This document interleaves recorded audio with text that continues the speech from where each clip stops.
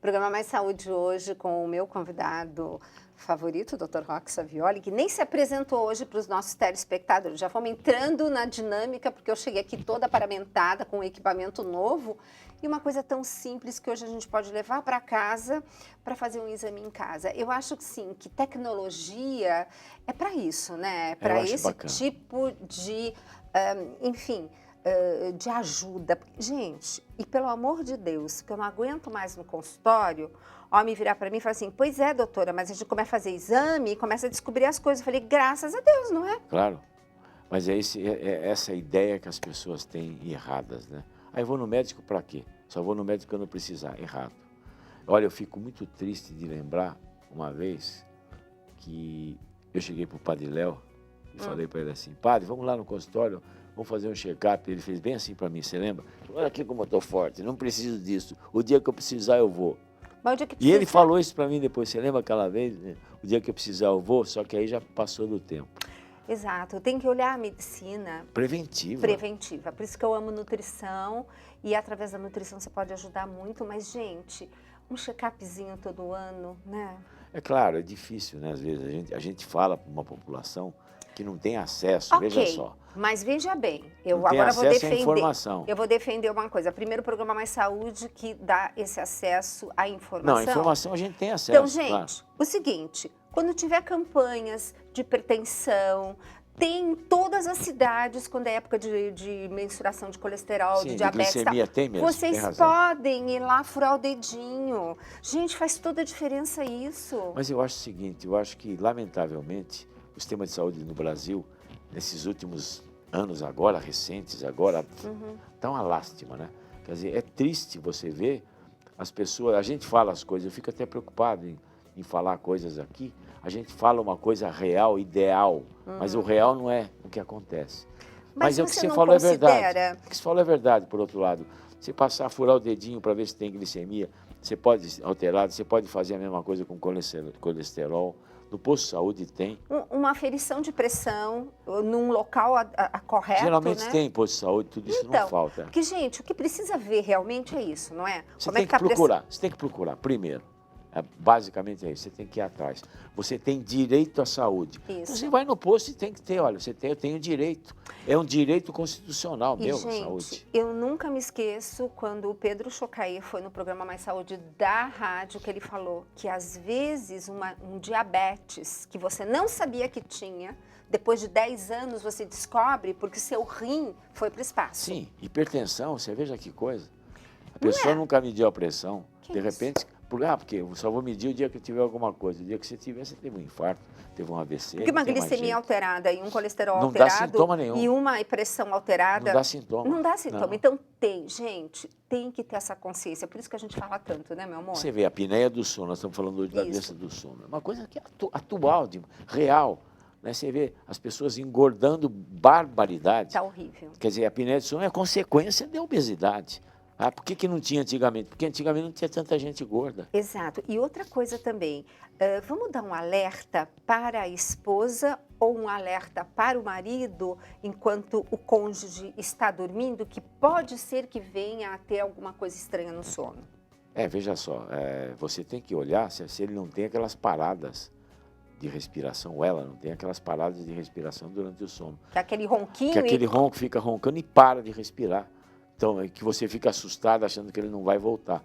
Então, isso é um dos aspectos que você tem que procurar um auxílio.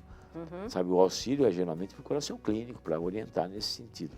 E tem um detalhe importante Que tem também. risco de morte súbita, veja Exato. bem. Tem risco de morte súbita, é isso que eu digo. E tem uma coisa, naquela escala de sono, que tem no livro, inclusive, do Tudo Posso, Mas Nem Tudo Me Convém, tem uma coisa interessante. Então, por exemplo, você está, depois do almoço, sentado esperando uma consulta médica. Você cochila? Fique atento. Você é, por exemplo, passageiro de um carro em um trajeto de 1 hora. Você cochila?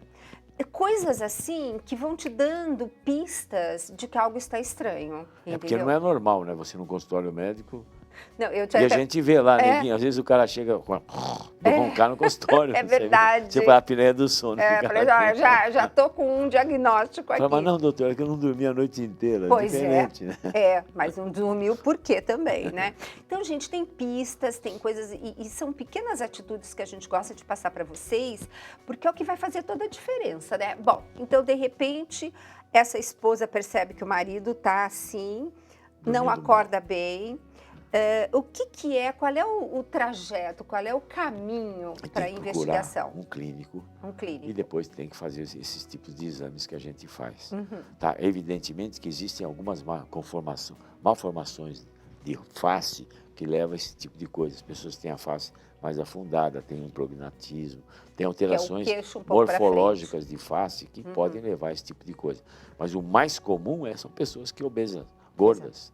Que engordaram e que tem esse problema. Lembrando que a língua é o órgão que mais engorda. Quando você engorda, o primeiro que engorda é a língua. É muito engraçado. E olha, o tratamento é esse, é emagrecer, colocar esse aparelho de CPAP, que ajuda. Isso. E às vezes tem casos de cirurgia que não tem uma resposta maravilhosa, mas tem alguns casos que tem indicação.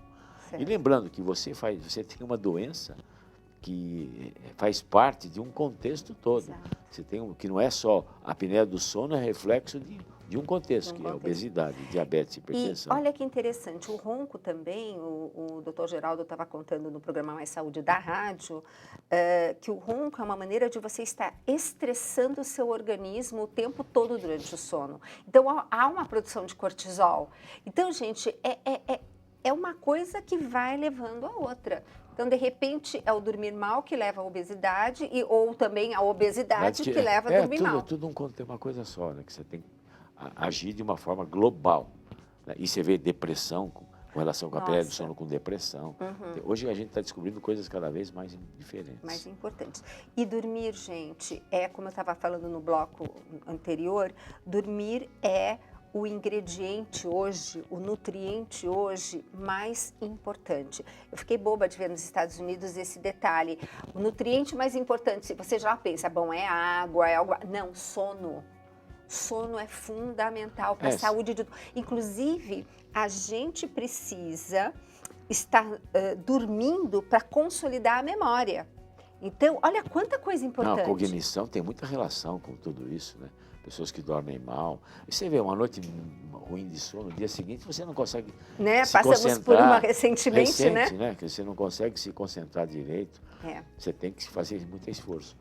Agora, o sono é importantíssimo e agora precisa muito cuidado de ficar usando medicamentos, indutores do sono. Tá? Eu acho que tem valor, porque uma das coisas que faz a pessoa não dormir direito é a ansiedade, angústia, depressão. Depressão tem dois lados, né? Ou a pessoa tem insônia, ou a pessoa tem sonolência. Né? Mas é difícil quando o cara deita, não consegue pensar. Ou senão, a depressão é muito comum, a insônia terminal. Quer dizer, é aquele que o sujeito deita, dorme, o primeiro sono, aí acorda e a cabeça acorda com a cabeça a mil, pensando só. E geralmente não vem coisa boa na cabeça, né? Você só pensa porcaria. Só. Eu que sempre falo, o encardido aproveita esses momentos que a gente acorda, porque a gente devia acordar às 3 da manhã e devia rezar, como muita gente faz. Exato. Muita gente faz isso. Que eu conheço muitas senhoras de Deus que realmente acordam de madrugada e falam, 3 horas eu acordo, mas é hora de eu rezar. Mas a gente acorda nessa hora, eu acho que o encardido cutuca, a gente acorda, porque você só lembra a coisa do passado, você já viu? Que coisa impressionante. Ou se pré-ocupa, quer dizer, se ocupa com para frente ou para trás. Exatamente. E o deprimido lembra a coisa de trás só.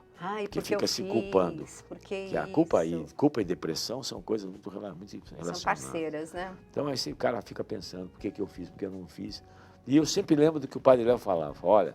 Nossa, hoje está um resgate de Padre Léo, hein? Porque o Padre Léo está na minha vida, está na sua vida, está na sua vida, né? Na nossa, né? Santo, que vai ser santo, se Deus quiser um dia. Não, querido. Mas, ele sempre falava isso, você não olha para trás, senão você vai virar estátua de sal.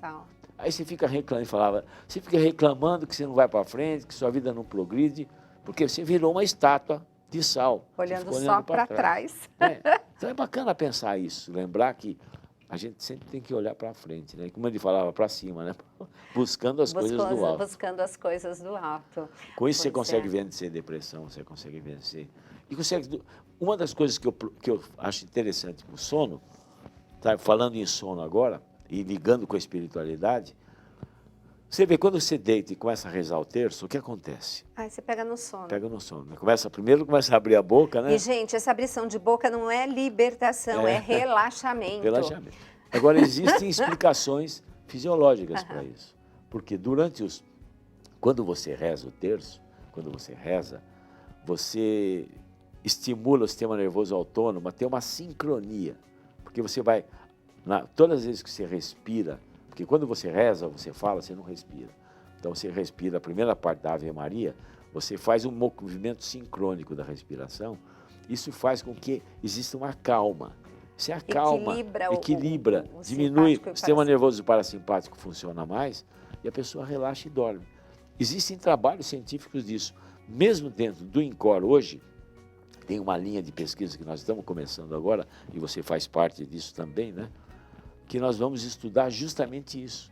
Quer dizer, todo analisando Doppler craniano, quer dizer, fluxo cerebral, variabilidade de frequência cardíaca, pressão arterial, resistência periférica, medida, tudo isso durante momentos de oração. Para ver realmente se você tem, comprovando isso que foi feito na Universidade de Pávia, na Itália, em alguns estudos feitos nos Estados Unidos. Também. Então, no sono, que eu considero interessante, você não consegue dormir, pega o tercinho e começa a rezar.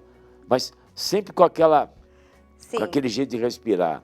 Ave Maria, cheia de graça, o Senhor é convosco, bendita sois vós entre as mulheres, bendito é o fruto do vosso ventre, Jesus. Santa Maria, Mãe de Deus, rogai por nós, pecadores, agora e na hora de nossa morte. Amém. Aí vai. Aí vai. Gente, isso em Medjugorje, né? A gente viu isso muito de perto. Você faz isso, foi muito interessante. Você vai sincronizando o seu sistema nervoso autônomo e o parasimpático vai relaxando, você dorme, tranquilinho. É uma dica que eu deixo para você. É uma dica que Nossa Senhora disse para a gente há quantos anos atrás. Exatamente. Bom, gente, esse foi o programa Mais Saúde, do jeito que eu gosto, né? Que a gente fala de ciência, mas não deixa a parte de espiritualidade. Nós já estamos encerrando e eu convido sempre vocês a estarem divulgando o programa através dessas dicas do Dr. Roque, porque é uma maneira de também estarmos aproximando as pessoas que ainda não conhecem a Canção Nova, a conhecer essa obra maravilhosa de Deus. Meu amor, muito obrigada. Obrigado a você. E esperamos vocês, né, no próximo Mais Saúde.